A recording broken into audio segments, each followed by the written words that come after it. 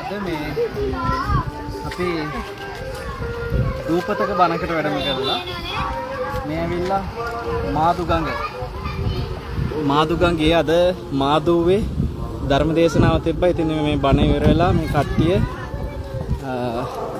පන්සල තව ගොඩක් එහා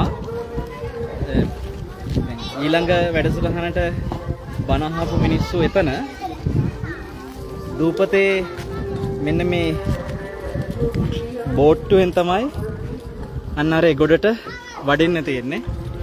ඉතින් වෙනස්ම අත්දැකීමක් දූපතකට බෝට්ටුවකින් වැඩම කරලා ධර්ම දේශනාවක් කරන්න සිද්ධ වීම.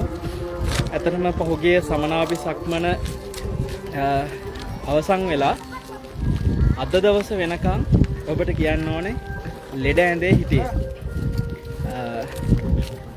මේ දින ගණනාවම සමනාභි සක්මනත් එක්ක හැමම මේ මමත් සමනාභි සක්මනේ වැඩම කරපු අපේ ස්වාමීන් වහන්සේලාත් උණ ගැනීලා ලෙඩ ඇඳේ ගොඩාක් අපහසුතාවයකට පත් වෙලා දින 10කට වැඩි කාලයක් වැඩ ඉන්න සිද්ධ වුණා. අද තමයි විවේක අරගෙන දවල් ගුවන් විදුලි සංස්ථාවේ පටිගත කිරීමක් සිද්ධ කෙරුණා. ලබන ඉරිදා උදේ 8 බණ ස්වදේශී සේවයේ ඔබට ඒකත් අහන්න ආරාධනා කරනවා. දැන් මේ මාදුගඟේ මාදුවේ ධර්මදේශනාවකට දින 12කට පස්සේ මේ බණකට වැඩියේ මෙච්චර දවසක් ලෙඩ ඇඳේ හිටියේ.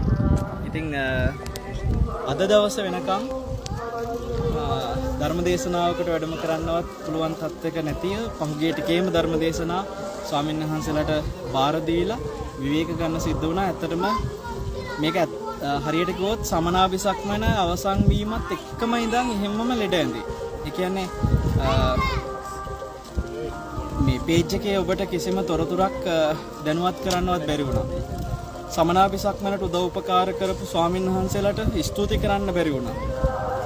රාජ්‍ය නිලධාරීන් සහ බොහෝ සදහැවතුන් සමනාභි සක්මන සාර්ථකව සිද්ධ කරගන්න ඒ ආරණ්‍ය වාසී ස්වාමීන් වහන්සේලා පවා දක්වපු දායකත්වයට අපිට ස්තුති කරන්න පවා බැරි වෙලා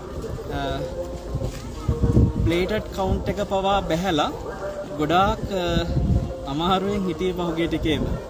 ඉතින් අපේ 30 අයියා අපේ ප්‍රධාන කැපකරු මහත්මයා හැම සමනාභි සක්මන පාදචාරිකාවේ රෝහල්ගත වෙලා ප්‍රතිකාර ලැබුවා.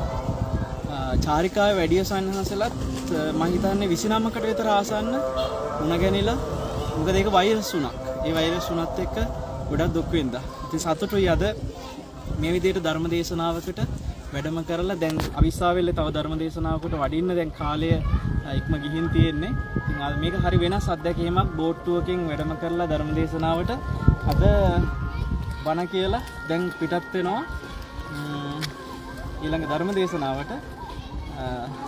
ඔබට මේ වෙලාවේ සජීවීව හදිස්සිය එකතු වෙන එක හේතුවක් තමයි අනේ පහුගිය ටිකේම වෙහෙසත් එක්ක සහ රෝගී වෙලා හිටපු නිසා ඉඩක් ලැබුණේ ස්තුති කරන්න සමනාභි සක්මන වෙනුවෙන් වචනයකින් හරි උදව් උපකාර කරපු පින්වන්ත මහා සංඝරත්නයට ඒ වගේම ප්‍රාදේශීය ලේකම්වරු දිසාපතිවරුන්ගේ ඉඳලා සියලු රාජ්‍ය නිලධාරී පොලිසි සියලු ආකාරයෙන් උපකාර කරපු ඒ නිලධාරී මණ්ඩලයට ඒ වගේම වචනයකින් හරි උදව් උපකාර කරපු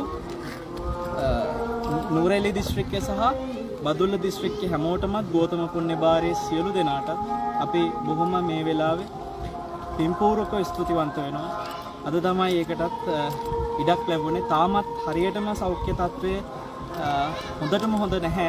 ධර්ම දේශනාවකට වඩින්න පුළුවන් තත්ත්වය තියෙන නිසා අද දවසේ මේ විදිහට වැඩියා. ඉතින් ඔබට ඒ පින් හැමෝටම අනුමෝදන් කරනවා. හරිම සාර්ථක පාදචාරිකාවක් නිමාවටපත් උනේ. අපි නැවතත් සමහරට ලබන වසරේ වගේ සමනාභි සක්මන පාදචාරිකාවකින් ආයෙ මුණ ගැහෙනකම් ඔබට ආශිර්වාද කරනවා. අද දවසේ කරපු පිනොත් අනුමෝදන් කරනවා. හැමෝටම තෙරුවන් සරණ වේවා. හරිම ලස්සනයි.